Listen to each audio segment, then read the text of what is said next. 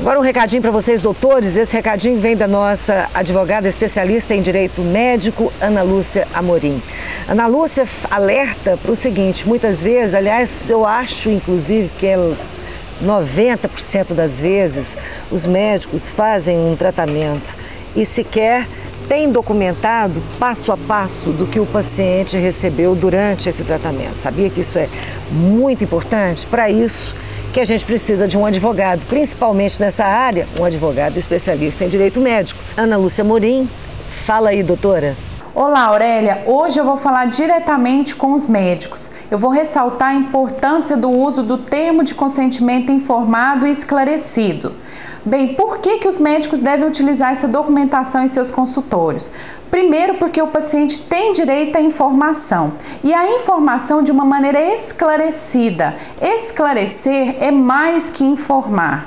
E a partir do momento que ele tem esse esclarecimento sobre o seu tratamento, sobre o seu estado de saúde, ele vai exercer um segundo direito, que é o direito da autonomia. Ou seja, o paciente tem direito de dispor do seu corpo e da sua própria saúde da maneira que ele bem entenda. Mas para que ele exerça essa autonomia de maneira substancial, ele deve estar esclarecido. Ou seja, o médico deve falar como está o seu quadro de saúde, quais são os tratamentos disponíveis hoje no mercado para esse paciente, quais são os benefícios de cada tratamento, quais são os malefícios, ou seja, os riscos desse tratamento. Então, isso tudo deve ficar bem claro para o paciente e para que ele exerça essa autonomia, ou seja, ele vai exercer o consentimento, ele vai consentir de maneira informada e esclarecida. Até mesmo ele pode decidir pelo não tratamento.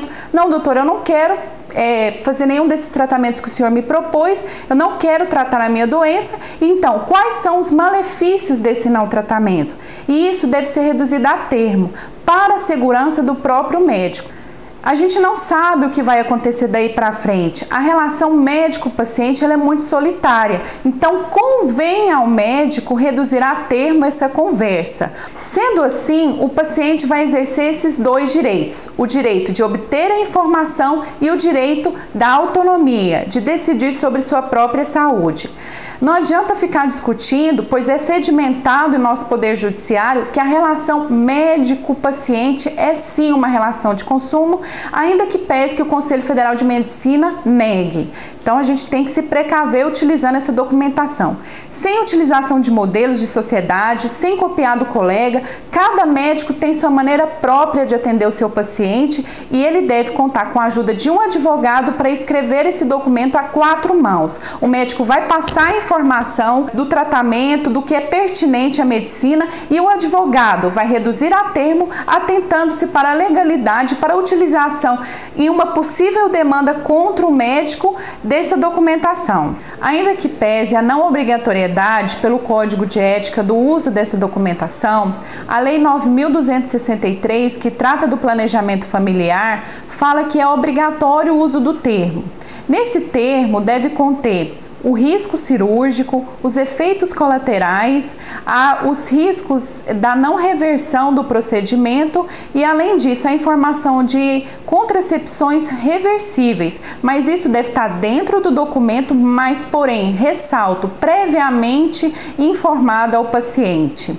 A gente sabe que no âmbito do Poder Judiciário, os médicos que não utilizam essa documentação de maneira adequada, ou seja, de maneira acessível ao seu paciente, estão sendo taxados de negligentes. É por isso que eu ressalto a importância da utilização dessa documentação e, sobretudo, da conversa franca, sincera do paciente com o médico para que ele tenha acesso a esses dois direitos que eu falei inicialmente: o direito à informação de maneira esclarecida e o direito de exercício da sua autonomia. É isso, Aurélia. Muito obrigada e até a próxima.